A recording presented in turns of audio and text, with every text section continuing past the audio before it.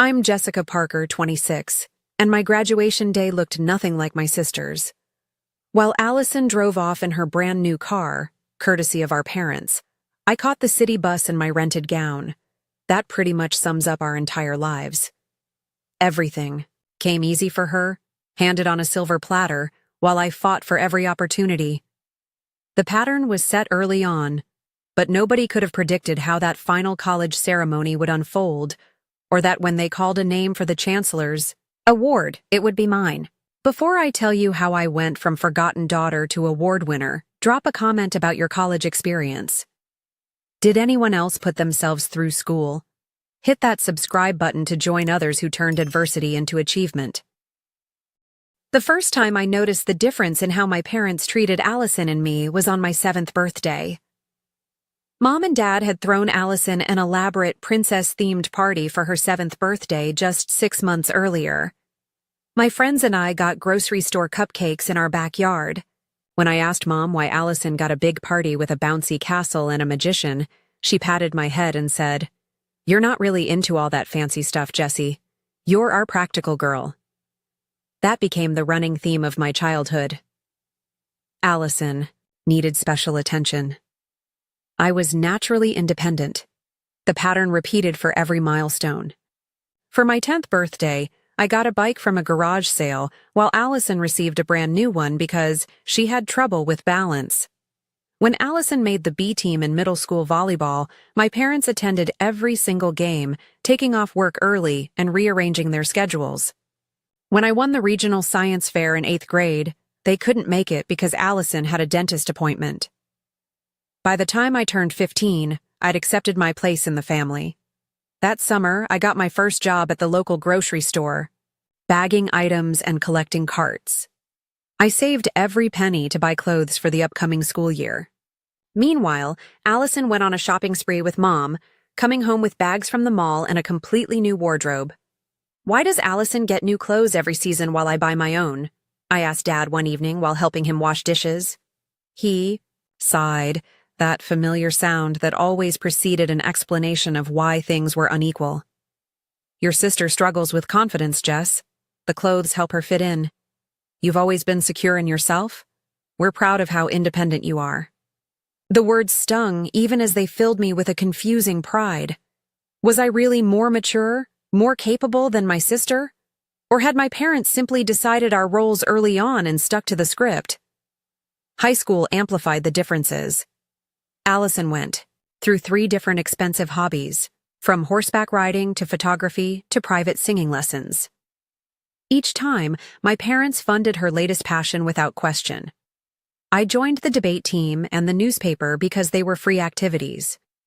I worked weekends and summers, saving half for college and spending half on necessities.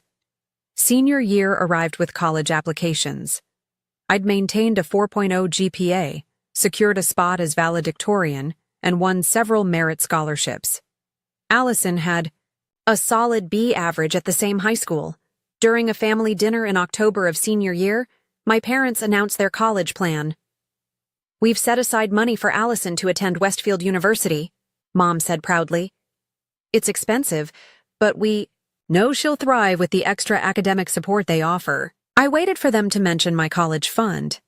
The silence stretched uncomfortably. "What about my college?" I finally asked, setting down my fork. My parents exchanged that look they'd perfected over the years, the one that said they'd hoped I wouldn't bring this up. "Well, Jessica," Dad cleared his throat, "we figured with your grades and all those scholarships you're applying for, you'd be set. Plus, you've always been so good with money. You've got that nice savings account from all your jobs." The realization hit like a physical blow. They'd saved nothing for me. Every dollar had gone to Allison's future while assuming I'd figure out my own. So Allison gets a free ride, and I get nothing? My voice sounded small even to my own ears. "It's not nothing," Mom countered. "You have your scholarships, and we know how capable you are.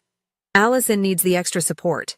College will be challenging for her." I pushed back from the table, dinner forgotten. "And it won't be challenging for me? Just because I work hard and get good grades doesn't mean college will be easy or affordable." Jessica, you're being dramatic, Dad said. We've always known. You'd land on your feet. That's who you are. I spent that night researching financial aid options, tears blurring my vision as I filled out form after form. My dream school, Princeton University, where I'd been invited to apply early decision, faded into impossibility. Even with scholarships, the cost would be too high without parental support. That December, I accepted admission to State University with their generous merit scholarship covering about 60% of tuition. I'd have to work and take out loans for the rest, plus housing and expenses. Meanwhile, Allison got her acceptance package to Westfield, complete with a college shopping spree to outfit her dorm room. The last half of senior year, I took on extra hours at work while maintaining my grades. At graduation, I delivered my valedictorian speech while spotting my parents in the audience, beaming with pride as if they'd had anything to do with my success. Afterward, they took pictures and told everyone how proud they were of both their girls, as if their support had been distributed equally. That summer before college became a stark preview of what was to come. Allison's dorm shopping involved multiple trips to home goods stores, with my parents spending thousands on decorations, supplies, and the latest laptop. For my dorm essentials, I scoured thrift stores and clearance aisles, buying only what would fit in my 2 suitcases. The contrast couldn't have been clearer. Allison was being launched into adulthood with every advantage, while I was merely being released to fend for myself. August arrived with sweltering heat as I moved into my cramped dorm room at State University. Unlike most freshmen whose parents helped them settle in, I arrived alone with my 2 suitcases after taking the bus from the train station. My roommate, Zoe, watched curiously as I unpacked my minimal belongings while her parents arranged her side of the room with coordinated bedding, area rugs, and decorative lights. "Are your folks coming later?" Zoe asked, arranging a collection of framed photos on her desk. "No, they're busy helping my sister move into Westfield today," I explained, smoothing my secondhand comforter over the thin mattress. I didn't mention that they'd scheduled a hotel stay near Allison's campus to help her adjust for the first few days. That first week of college established the rhythm that would define my undergraduate experience. While other freshmen explored campus and attended welcome events, I secured a job at the university library that started immediately. 20 hours a week shelving books and staffing the circulation desk would barely cover my portion of room and board, not included in my scholarship. Classes began, and I approached my education with the single-minded focus of someone who knew exactly what was at stake. Every assignment, every reading, every lecture mattered because I was paying for each minute with hours of work and future loan payments. I scheduled my classes in blocks to accommodate my work shifts, often racing, across campus with minutes to spare. The first weekend of October, I called home as I'd been doing weekly. Mom answered, full of stories about Allison's first month at college. "She's joined a sorority. Can you believe it? We just sent her money for the fees," Mom gushed. "And she might change her major from business to communications. She says it suits her personality better." When asked about my classes, I shared my perfect grades and growing interest in research methodologies. Mom's response was perfunctory. "That's nice, dear. You've always been good at school." The midterm season arrived with additional pressure. The library was cutting hours due to budget constraints, and I needed to find supplemental income.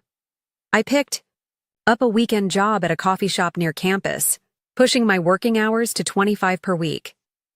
The schedule left little time for sleep, let alone the social activities that defined college for most students. Thanksgiving break brought me home for the first time since August. Allison arrived with stories of parties, new friends, and campus activities. She'd already changed her major once and was considering another switch.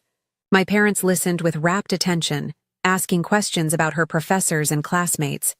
When dinner conversation finally turned to me, I mentioned making the dean's list despite my work schedule.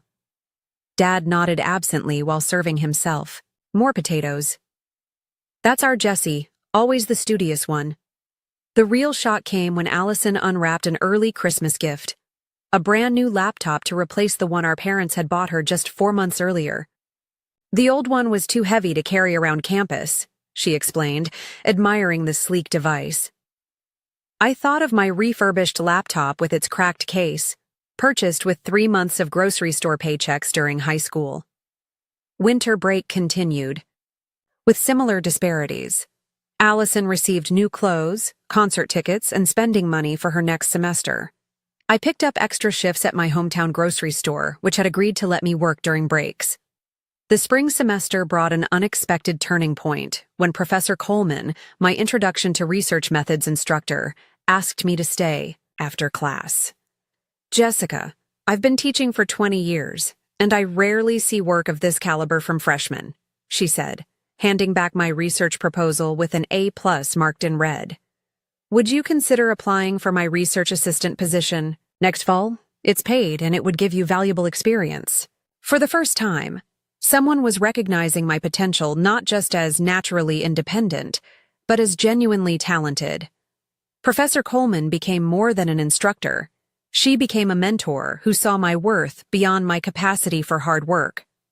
Around the same time, my required study group for statistics formed into an unexpected support system. Maya, a journalism major working 3 jobs to support herself, and Tyler, a first-generation college student on scholarships, became friends who understood my situation in ways my family never could. My parents think tuition is all they need to cover, Tyler confided one night as we reviewed probability functions. They don't understand about books, supplies, living expenses. Maya nodded. Mine can't help at all. Everything's on me. Some days I wonder if it's worth it. It has to be, I replied with conviction that surprised even me. We're building something they can't take away from us. By spring finals, our trio had formed an unshakable bond, supporting each other through late-night study sessions and early morning coffee runs. When grades posted, all 3 of us had made the dean's list despite our demanding work schedules. The last week of freshman year, I called home with my accomplishments. Dean's list, acceptance to Professor Coleman's research position, and an invitation to join the Honors College for sophomore year. That's wonderful, Jessica, Mom said distractedly. Listen, can I call you back? We're helping Allison book her summer trip to Europe. Her art appreciation professor recommended this program in Italy, and we want to get her deposit in before spots fill up. I hung up and stared at the phone, realizing that my academic triumphs would never compete with Allison's most basic needs, in my parents' eyes. The pattern established in childhood was only becoming more pronounced in our college years. As freshman year ended, I faced the summer with determination rather than disappointment. While Allison explored Italian art galleries on our parents' dime, I secured a research stipend through Professor Coleman that would allow me to stay on campus and work ahead on next year's projects. The foundation I was building might be less glamorous than my sister's European adventure, but it was mine, earned through merit rather than entitlement. Sophomore year started with a sense of purpose I hadn't felt before. Professor Coleman's research assistantship provided both income and invaluable experience, analyzing data for her study on information literacy. The position came with an unexpected benefit, a small office in the research wing that I could use for studying between classes and work shifts. Meanwhile, my friend Tyler had heard through the campus grapevine about a prestigious internship at the State Department of Education. You should apply, he insisted over lunch in the crowded cafeteria. They want someone with strong research skills, and that's literally what you do every day. Those internships always go to juniors and seniors, I objected. Just try, Maya chimed in. The worst they can say is no. Against my better judgment, I submitted an application, complete with a recommendation letter from Professor Coleman. 2 weeks and 3 interviews later, I became the first sophomore ever selected for the position. The part-time role would complement my research assistantship perfectly while opening doors to potential career paths. That Thanksgiving, I arrived home with legitimate professional accomplishments to share. Surely now my parents would recognize that I was building something significant. The holiday table told a different story. Allison dominated conversation with tales of her semester abroad in Barcelona, which our parents had funded after she'd grown bored with her classes at Westfield. "The Spanish lifestyle just speaks to me," she sighed dramatically. "I'm thinking of switching my major to international studies." This would be her third major change in less than 2 years. Each switch extended her timeline to graduation, with our parents absorbing the additional costs without comment. When conversation finally turned to me, I shared news of my internship and research position. "Oh, how nice," Mom said with the same tone she'd use for a child's crayon drawing. "Is that paying well? Are you able to cover your expenses?" No congratulations, no pride, just practical concerns about whether I was managing financially. "I had an article accepted to the undergraduate research journal," I added, hoping for some recognition of the achievement. Dad nodded. "Always the bookworm. Don't work too hard, Jessie. College is supposed to be fun too."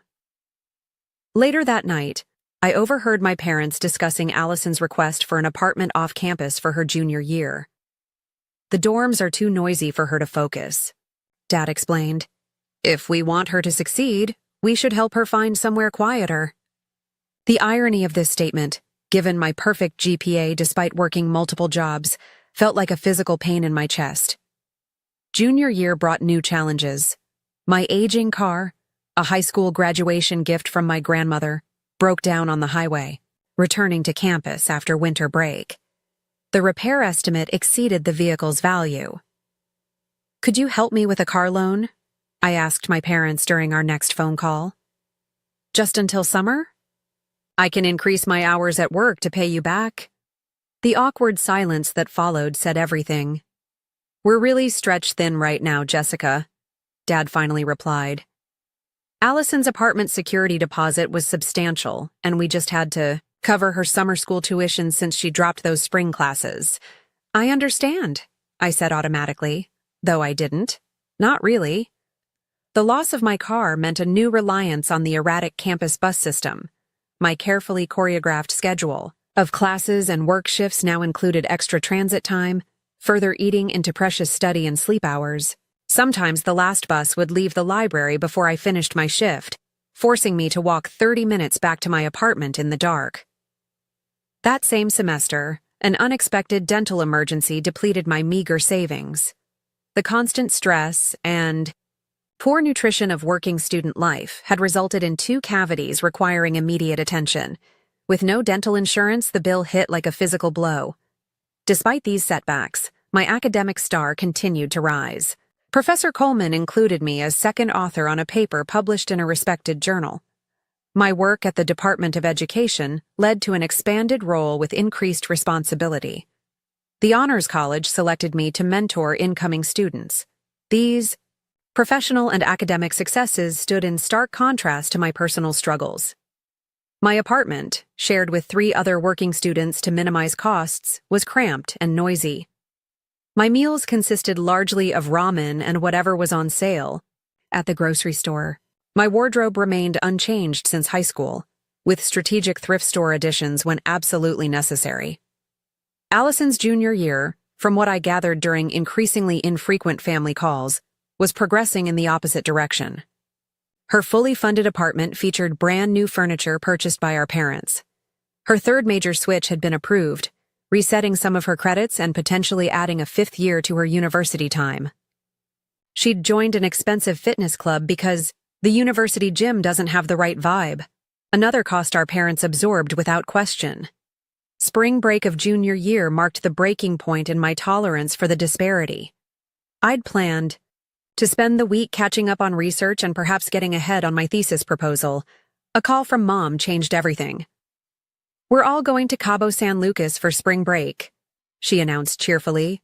"Allison's been studying so hard, and we thought a family vacation would be nice." "Wow, that's short notice," I replied, stomach sinking. "When is this happening?" "Next week. We just booked the tickets," Mom said. "Can you get the time off work?" The question revealed how little they understood my reality. Getting time off would mean forfeiting a week's income I desperately needed. Purchasing a last-minute plane ticket was financially impossible. and studying hard from Allison meant something entirely different than my reality. I can't afford to miss work or buy a plane ticket, I explained. But you all enjoy the trip. Oh. Mom sounded genuinely surprised. Well, maybe we could help with the ticket if that's the issue. The selective generosity stung worse than no offer at all. They could fund a spontaneous international vacation for my sister and themselves, but had denied my request for a small car loan just weeks earlier. That's okay, I said, voice tight. I have research deadlines anyway. While my family sent beach selfies from Mexico, I picked up extra shifts at the library to cover an unexpected rent increase. The contrast couldn't have been clearer. My sister's stress warranted tropical recovery. Mine was simply expected as part of my existence. Senior year approached with both promise and apprehension. My academic accomplishments had positioned me well for graduate school or career opportunities. But the financial tightrope I'd walked for 3 years was fraying dangerously thin. Student loan debt loomed.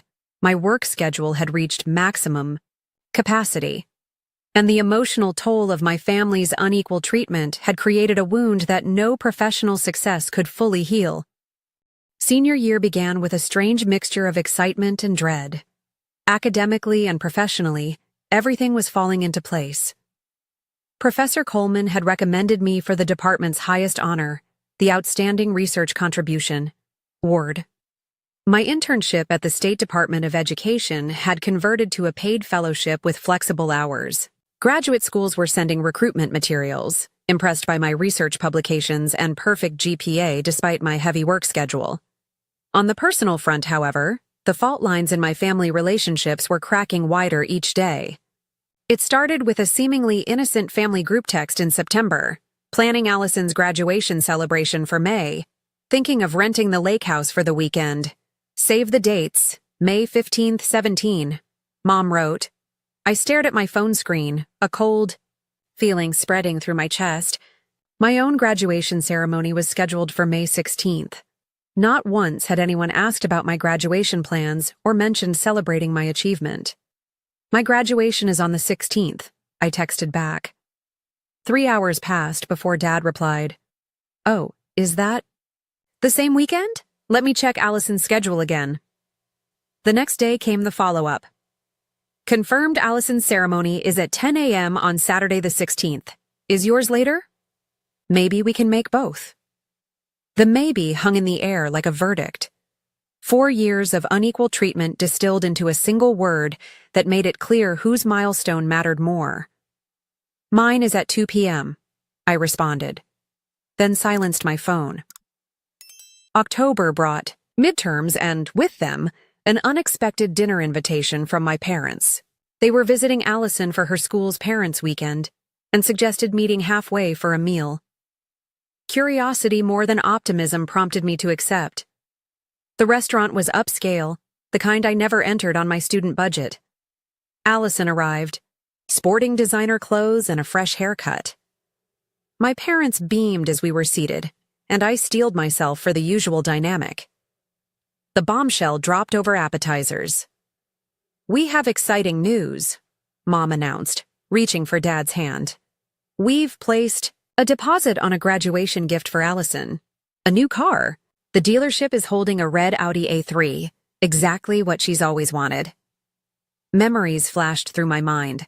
The time I'd asked for help with textbooks sophomore year and been told finances were tight. The dental work I was still paying off in monthly installments, the countless bus rides in rain and snow after my car died.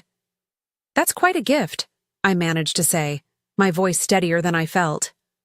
Well, she's worked so hard, Dad explained, and she'll need reliable transportation for job interviews. I bit back the obvious response. Hadn't I worked hard too? Wouldn't I also need transportation for my future? Actually, Allison interjected, I'm thinking of taking a gap year before job hunting. Maybe travel through Southeast Asia? Find myself, a bit before settling down. My parents nodded as if this were perfectly reasonable. Another year of financial support, another experience funded without question. What about you, Jessica? Any big plans after graduation? Dad asked, as if just remembering I was also completing my degree. I've received 3 job offers, I replied, and acceptances to graduate programs at Columbia and Stanford, with scholarships. I'm weighing my options. Always the academic, Mom said with that familiar dismissive tone. Just don't get so caught up in work and study that you forget to live a little. The irony was breathtaking. My achievements, despite every obstacle, were reduced to some character flaw, while Allison's mediocre performance with every advantage was celebrated as deserving reward. November brought the final confirmation that I would be attending graduation alone. The text came on a Tuesday evening as I finished my shift at the library. Honey, we've looked at the schedule, and we just can't make both ceremonies work with the lake house booking. Since we've already put down the deposit and Allison's ceremony is earlier, we'll need to attend hers. I'm sure you understand. You're so independent. Maybe we can have dinner the following weekend to celebrate? I didn't respond. What was there to say? 4 years of sacrifice and achievement, and they couldn't manage to attend a 2-hour ceremony. The message was clear.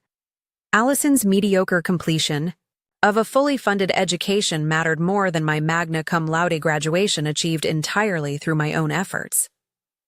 That night in my apartment, the dam finally broke. I sobbed into my pillow, releasing years of hurt, disappointment, and anger. My roommates were out, leaving me mercifully alone with my breakdown. When the tears finally subsided, I called the one person who had consistently valued my worth. Maya. They're not coming to my graduation, I said when she answered. Those absolute jerks, Maya responded without hesitation. Tell me everything. I poured out the whole story, including the car, the lake house, and the casual dismissal of my ceremony. Jessica, Maya said when I'd finished, I need you to hear something important. Your parents' failure to see your worth doesn't diminish it. Their blindness doesn't make your light any less bright. It shouldn't still hurt this much, I whispered. Of course it hurts. They're your parents. But look at what you've built without them. You've earned every single thing you have. No one can take that away. After we hung up, I sat at my small desk overlooking the street below. Students passed by, most with no idea what it meant to be truly on their own. For the first time, I allowed myself to feel something beyond hurt, pride. Not the defensive pride I'd used as a shield all these years, but genuine pride in what I'd accomplished against tremendous odds. That night, I made a decision. I would attend graduation alone, head held high.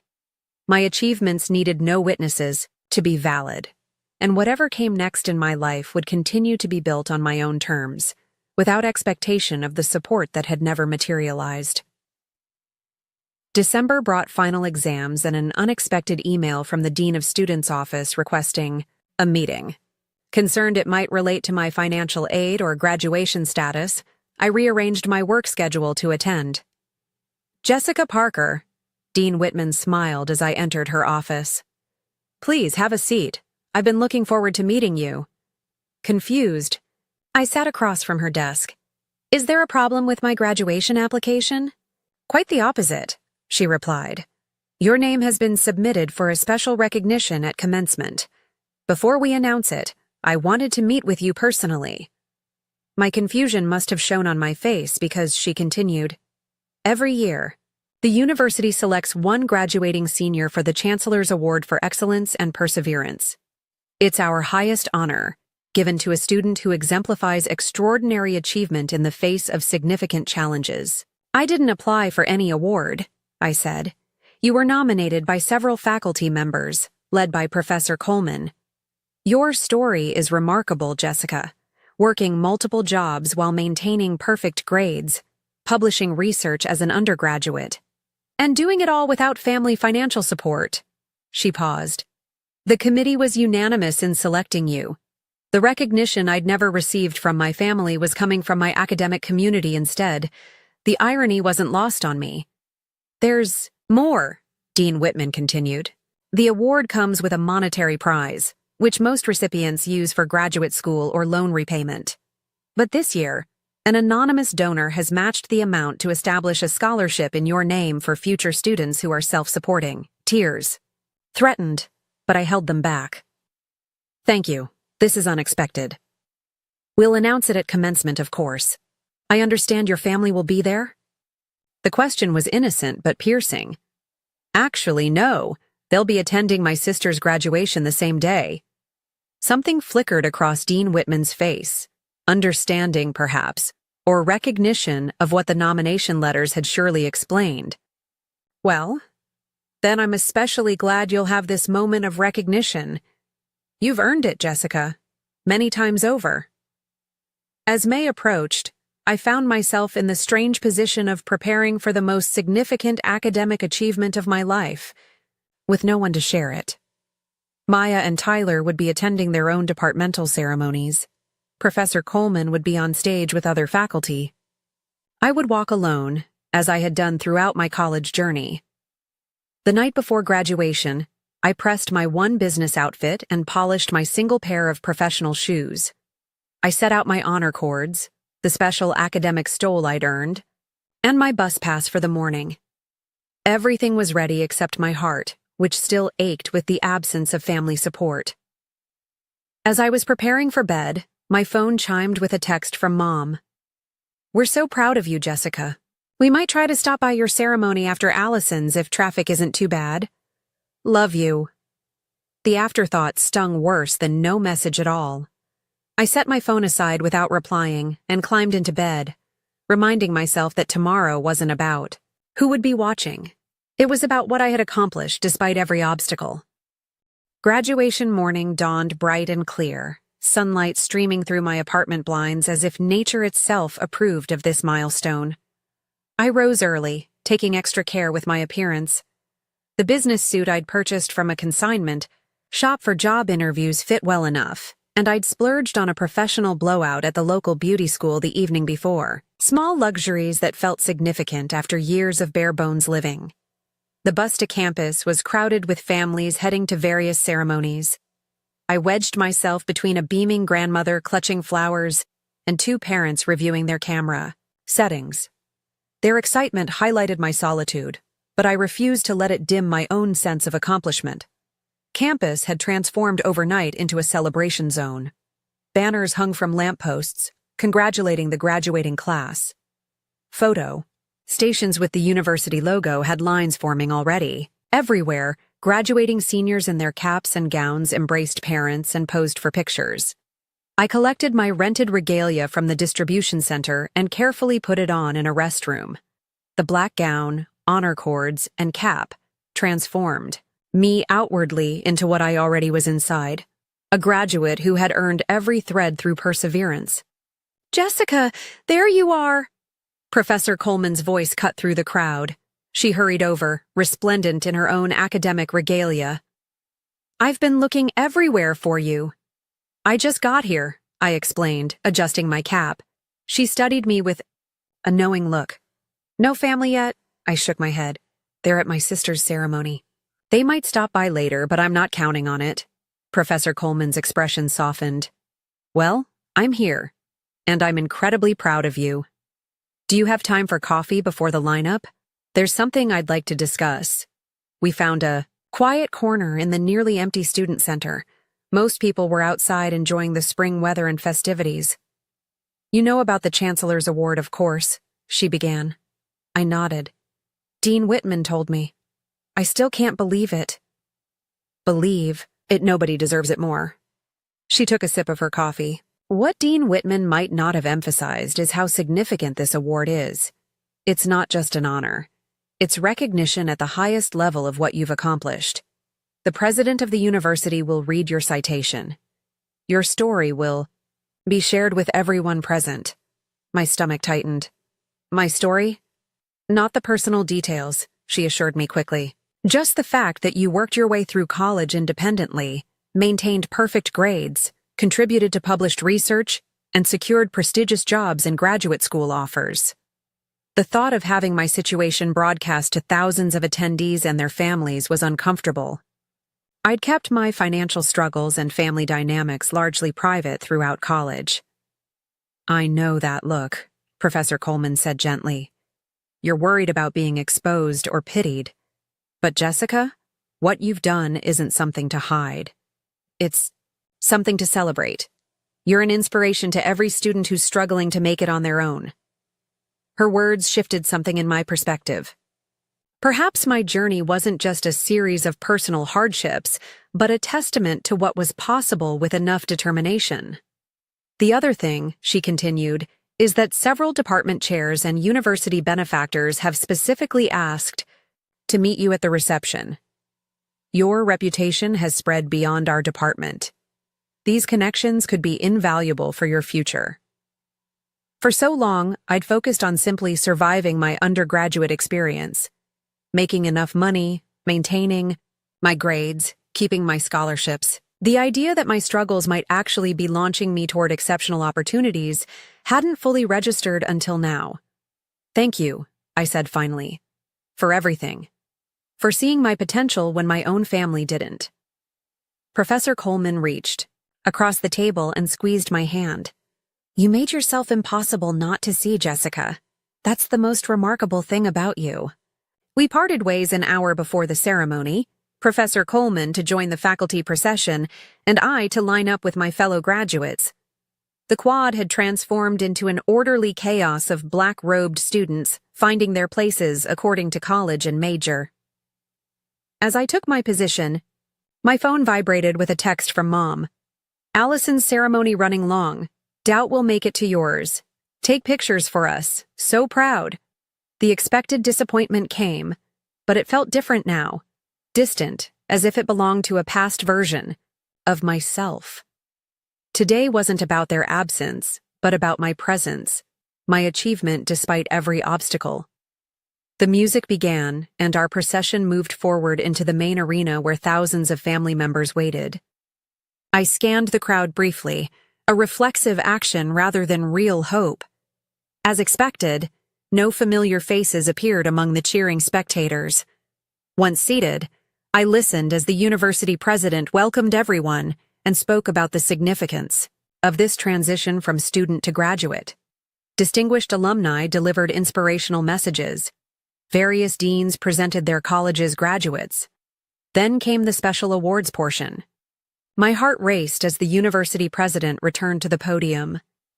Each year, the university bestows its highest honor, the Chancellor's Award for Excellence and Perseverance, upon one exceptional graduate who exemplifies extraordinary achievement in the face of significant challenges, he announced. This year's recipient maintained a perfect 4.0 GPA while working multiple jobs to finance her education entirely independently.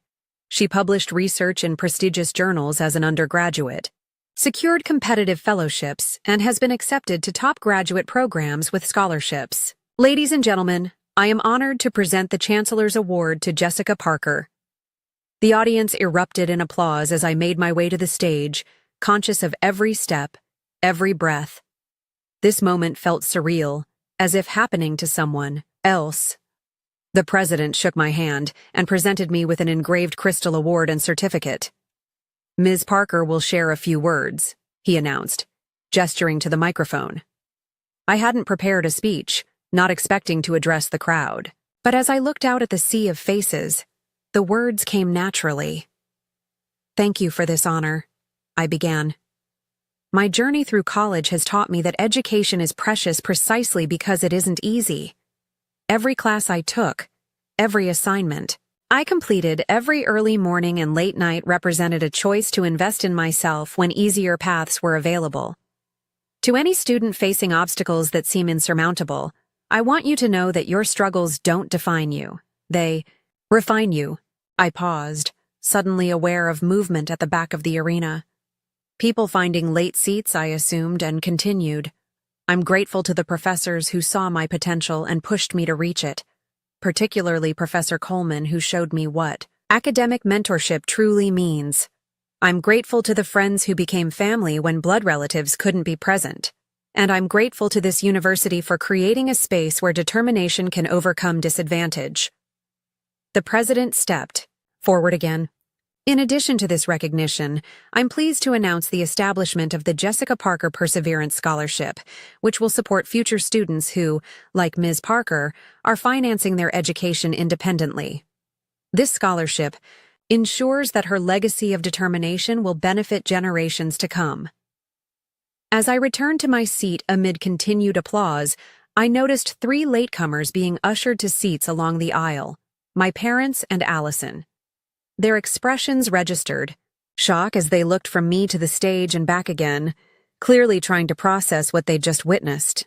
They hadn't expected to enter during my moment of triumph, to see their neglected daughter being celebrated by thousands while they scrambled for seats. Our eyes met briefly. In my parents' faces, I saw confusion mixed with something else. Perhaps the first genuine recognition that they had underestimated me all along. Allison's expression was easier to read. Pure surprise with an unmistakable edge of jealousy. I turned away, focusing instead on the ceremony continuing around me. Their presence or absence no longer defined this moment. I had built something they could neither take credit for nor diminish. For perhaps the first time in my life, I felt truly and completely free of the need for their approval. The remainder of the ceremony passed in a blur of emotions. When my name was called again to receive my diploma, the audience's applause seemed to linger longer than for other graduates. As I crossed the stage, I caught sight of Professor Coleman among the faculty, her face alight with pride. After the ceremony ended and graduates dispersed to find their families, I made my way to the department reception alone, the crystal award tucked carefully in my bag. I had just enough time before my evening library shift to make an appearance, thank my professors, and slip away. I never expected to be intercepted by my family near the reflecting pool. "Jessica!" Mom called, waving frantically. "Wait up!" I paused, watching them hurry toward me, still processing what had happened. "Why didn't you tell us about the award?" Dad demanded without preamble. "We would have made arrangements to be here from the beginning." The old Jessica might have apologized, might have minimized the achievement to ease their obvious discomfort. The woman I'd become simply stated the truth. "I didn't think it would change your plans. Allison's graduation and celebration took priority." "That's not fair," Allison interjected. "We didn't know you were getting some big award." "And would it have mattered if you did?" I asked quietly. 4 years of perfect grades, multiple jobs, and research publications didn't warrant your attention. Why would an award change that? My parents exchanged uncomfortable glances, reality finally beginning to penetrate. "We're very proud of you," Mom said, reaching for a hug I didn't step forward to receive. "So proud. This is just unexpected." "It shouldn't have been," I replied. "Nothing I achieved today happened overnight. I've been excelling for years while you focused elsewhere." Dad shifted awkwardly. "Look, we came to celebrate. We're here now.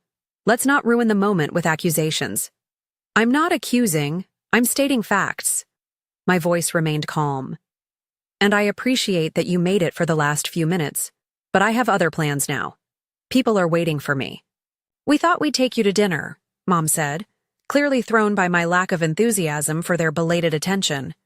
"The reservation isn't until 7, but maybe we could move it up?" I thought of the department reception where Professor Coleman and others were expecting me, of the friends who had supported me daily rather than as an afterthought. "I can't. I have previous commitments with the people who have been here for me all along."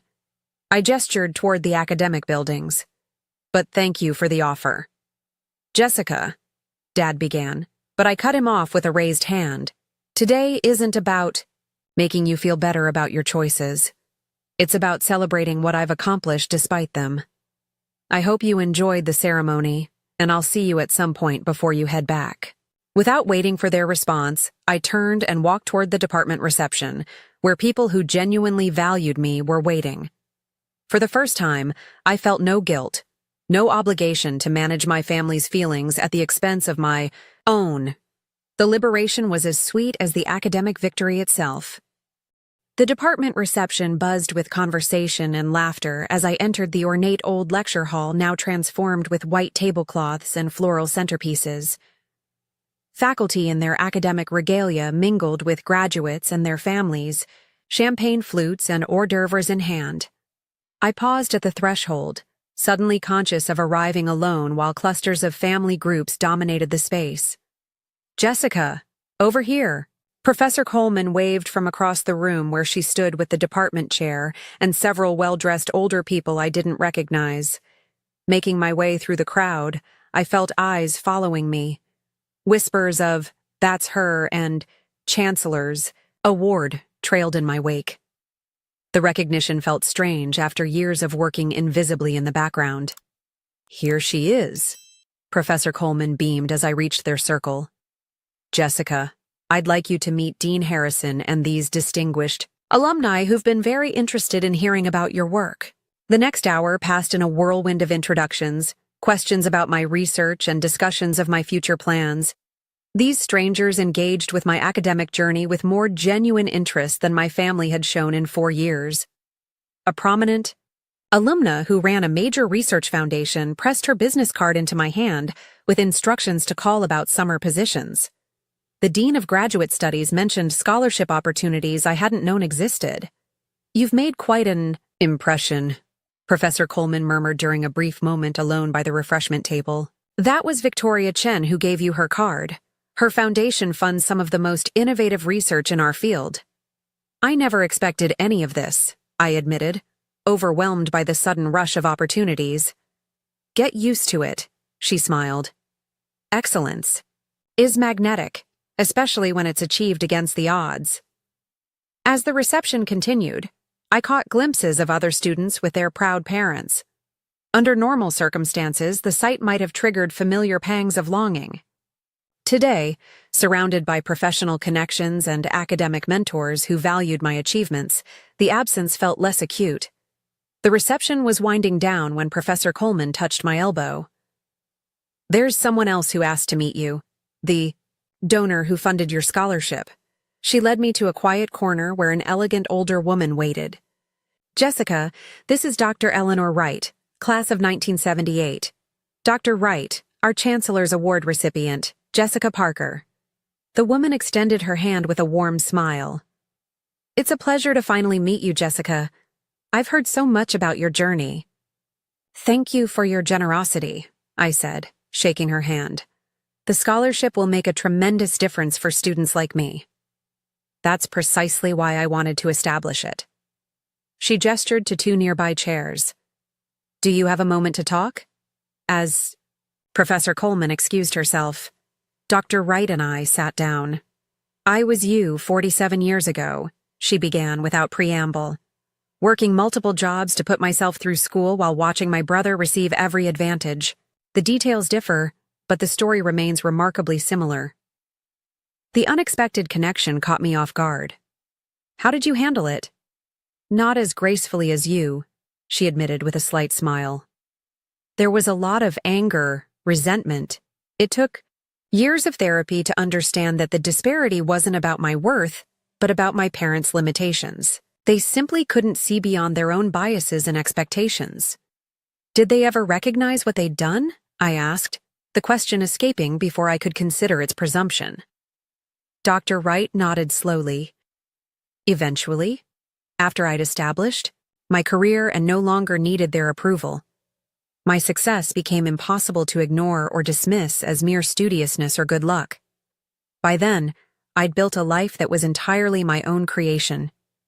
She studied me with knowing eyes. "Your family was here today. I saw their late arrival during your award presentation." I nodded, not trusting myself to elaborate.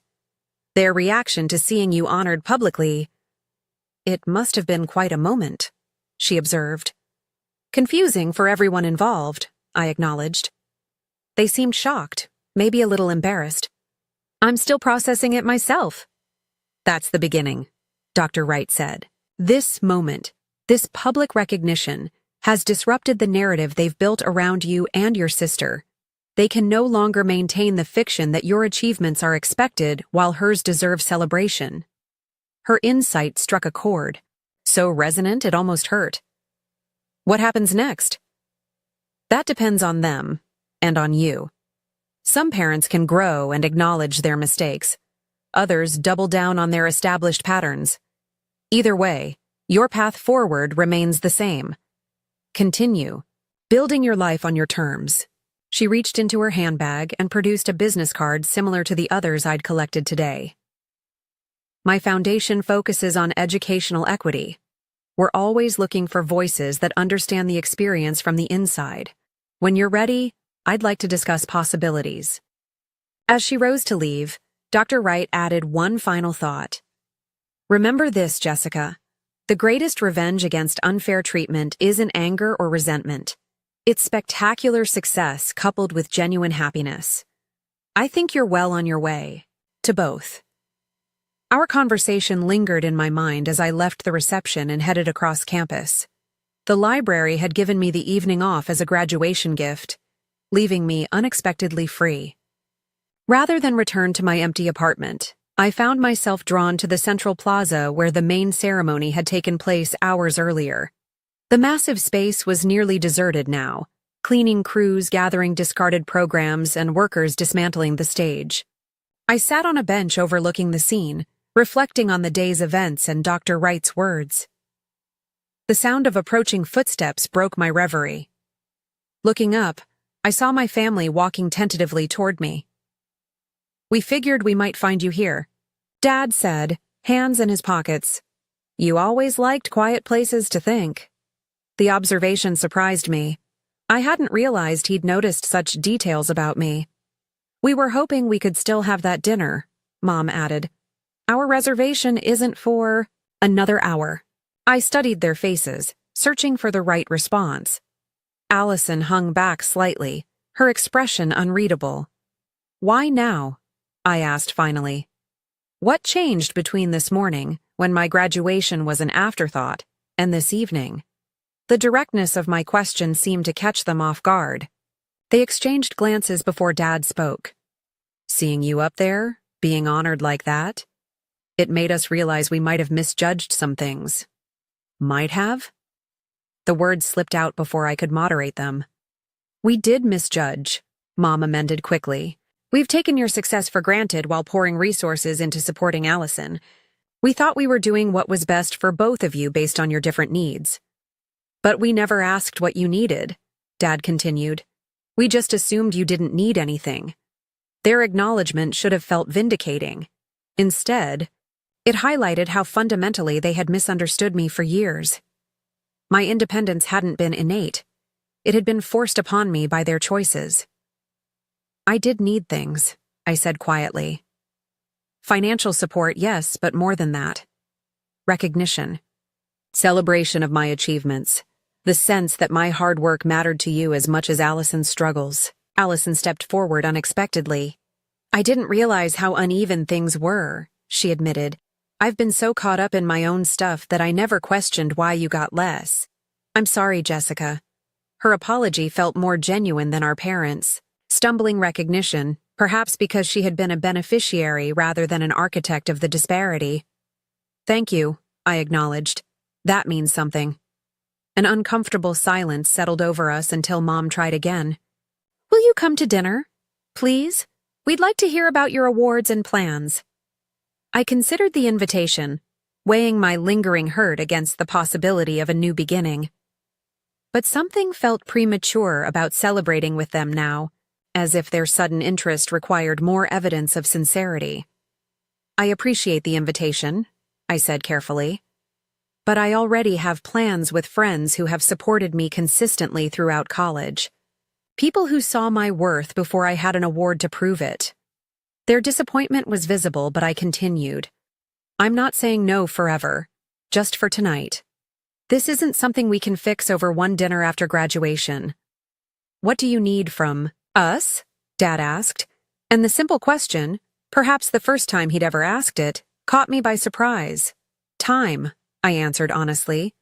And consistency.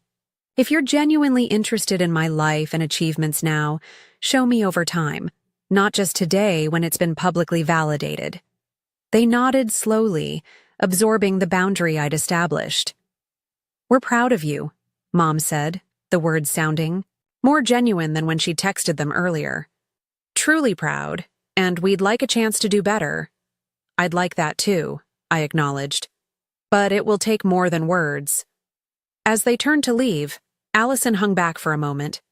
For what it's worth, she said quietly. Watching you up on that stage today was amazing. You earned every bit of that recognition.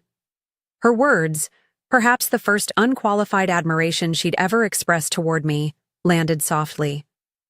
Thank you, Allison. I watched them walk away, feeling neither triumph nor bitterness, but something more complex, the beginning of a separation between my self-worth and their recognition of it. Whether they ever fully acknowledged the imbalance they'd created, I now knew with certainty that my value existed independently of their ability to see it. My phone buzzed with a text from Maya. Celebration at Riverside Cafe in 30. Tyler, Zoe, everyone's coming. You better be there, Chancellor's award winner. I smiled, pocketing my phone and taking one last look at the emptying graduation plaza. Whatever came next, graduate school, career, reconciliation with my family, or continued distance, I would face it on my own terms, surrounded by people who recognized my worth from the beginning. As I walked toward the campus exit, the setting, sun cast long shadows across the quad, a fitting visual for this day of endings and beginnings. The bus stop was empty when I arrived. I checked the schedule posted on the shelter, 20 minutes until the next downtown bus. Pulling out my phone, I opened the rideshare app I rarely used due to cost. Today, I decided, was worth a small splurge. I had places to be and people waiting. For me, people who had chosen to be my family when biology had fallen short. 6 months after graduation, autumn painted the city in golden hues as I settled into my new routine. The job offer I'd accepted put me in a downtown office just blocks from the state education department where I'd interned. The salary, while entry-level, felt like unimaginable wealth after years of student poverty. Having my own tiny apartment, modest as it was, represented a luxury I'd never experienced during college. My professional life had launched with unexpected momentum. The connections made through Professor Coleman and other mentors opened doors that typically remained closed to new graduates. Dr. Wright's foundation had offered me a position on their Young Professionals Advisory Board, providing both networking opportunities and a modest stipend to supplement my income. The contrast between my current stability and the precarious balancing act of my college years sometimes felt surreal. No more rushing between multiple jobs, no more calculating whether I could afford both textbooks and groceries in the same week. The constant background anxiety of financial insecurity had diminished, though not completely disappeared. Some survival. Habits were hard to break. My relationship with my family remained complicated. True to their graduation day promises, my parents had made initial efforts to acknowledge the imbalance of the past. They sent occasional texts asking about my work. They remembered my birthday with an actual gift rather than just a phone call. Small steps, but noticeable ones. Allison and I had established a cautious, direct relationship, independent of our parents. Monthly coffee meetings allowed us to discover each other as adults, rather than as competitors for family resources and attention. Her post-graduation travels had been shortened by financial reality when our parents finally established some boundaries around their support. "I'm looking for a job now," she'd told me during our last meeting. "Mom and Dad are still helping with rent, but they said it's time I covered my other expenses." The admission had filled me with complicated emotions. Vindication that our parents were finally requiring some self-sufficiency from her, but also sympathy for the adjustment she faced after years of complete support. "It's overwhelming at first," I'd acknowledged, "but you adapt faster than you'd expect. How did you do it?" she'd asked, genuine curiosity in her expression. "All of it, I mean. The jobs, the perfect grades, everything." "One day at a time," I'd answered. "And with no other option, you find strength when necessity demands it." These conversations with Allison represented the beginning of a relationship built on mutual respect, rather than the assigned roles we'd played throughout childhood. Whether it would develop into genuine closeness remained uncertain, but the possibility existed where it hadn't before. With my parents, progress came more slowly. The patterns established over 2 decades couldn't be undone in months. Their first visit to my new apartment had been revealing. They'd brought housewarming gifts and awkward enthusiasm, clearly trying to demonstrate interest in my independent life. Yet old habits emerged in subtle ways. Questions about when I might find a more prestigious position, suggestions about decor that reflected their tastes rather than mine. "We're so proud of how you've landed on your feet," Dad had said while inspecting my modest living room. "Always knew you would, of course." The comment had triggered a familiar sting, the suggestion that my success was inevitable rather than hard-won. This time, however, I'd found words for the feeling. "I didn't land on my feet by accident," I'd responded calmly. "I built this life deliberately, choice by choice, sacrifice by sacrifice. Nothing about it was guaranteed or easy." His momentary discomfort had given way to thoughtful consideration. "You're right," he'd acknowledged finally. "We've taken your accomplishments for granted. I'm trying to do better with that." The admission, small as it was, represented progress, not the complete reckoning I might have once craved, but a step toward mutual understanding. At the suggestion of Dr. Wright, I'd begun working with a therapist specializing in family dynamics. Those weekly sessions provided space to process years of disparate treatment and its impact on my self-worth. I learned that while I couldn't change my past, I could reshape its meaning and influence on my present. "The patterns in your family weren't your fault," my therapist often reminded me. "But healing from them is your responsibility." That healing took various forms. Some days it meant establishing clear boundaries around family interactions. Other days, it involved acknowledging the grief for the parental support I'd never received. The hardest work came in separating my sense of value from external validation, recognizing that my worth existed independently of anyone's ability to see it, even my parents. The most unexpected aspect of healing came through mentoring. The scholarship established in my name had selected its first recipient, a brilliant sophomore working 3 jobs to finance her education. Our monthly meetings to discuss her progress became a highlight of my schedule. In supporting her journey, I found myself reclaiming pieces of my own experience, transforming them from wounds into wisdom. "How do you deal with the unfairness?" she'd asked during our most recent conversation. "Watching other students get everything handed to them while you work yourself to exhaustion?" The question had struck at the heart of my own ongoing healing process. "The unfairness doesn't disappear," I told her honestly, "but its power over you can. When you build something entirely your own, brick by painful brick, no one can ever take credit for it or take it away from you.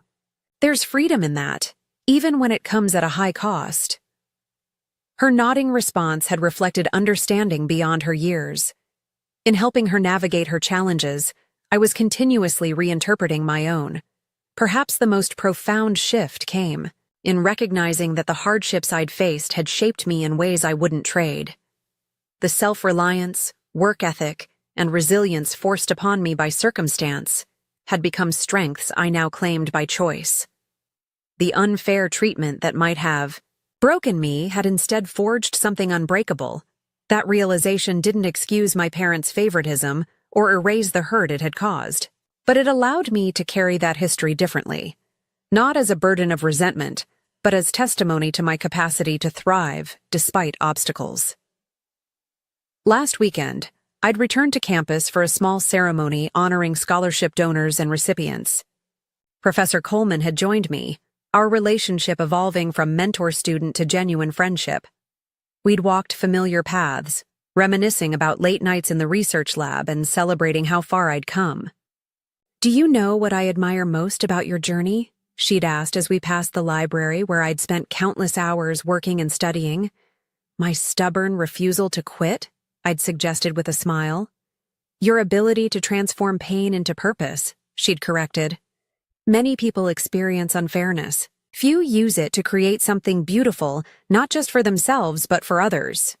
Her observation had captured precisely what I was still learning. That the greatest freedom from past wounds comes not just from healing them, but from repurposing, them into foundations for growth. As the scholarship reception ended, I'd watched my recipient chatting animatedly with faculty members, her confidence growing visibly with each interaction. In her determination, I saw echoes of my younger self, but with one crucial difference: she wasn't completely alone in her journey. The support structure I'd never had was now taking shape for her and others who would follow. That night, back in my apartment, I'd written in my journal about the full circle moment. The entry concluded with words that felt like both an ending and a beginning. Perhaps this is the most powerful response to unfair treatment. Not just to overcome it personally, but to ensure it stops with you. To transform the painful pattern into its opposite. My parents' favoritism taught me the wrong lesson about my worth, but the right lesson about what matters in life. Not what's handed to you, but what you build yourself. Not what you're given, but what you give. Not the approval you seek from others, but the standards you set for yourself. This journey of healing remains unfinished. Some days the old hurt resurfaces unexpectedly. Some family interactions still activate patterns established in childhood. But the difference now is that I recognize these triggers without being defined by them. The story of my life is no longer primarily about what was withheld, but about what I've created in its absence. If there's one truth I've learned through all of this, it's that our most painful experiences often contain our most powerful gifts. Not because the pain itself has value, but because overcoming it reveals strengths we might never have discovered otherwise. The unequal treatment that once defined my family story has become just one chapter in a much larger narrative I'm writing for myself. One choice, one day, one act of creation at a time. Have you ever had to create your own path when others got an easier road? I'd love to hear your stories in the comments below. If my journey resonated with you, consider subscribing to hear more stories of overcoming obstacles. And if you know someone who needs to be reminded of their worth beyond others' recognition, please share this video with them. Thank you for witnessing my story, and remember, your value exists independently of anyone's ability to see it. Like, subscribe, and join me next week for another chapter of life's complicated journey.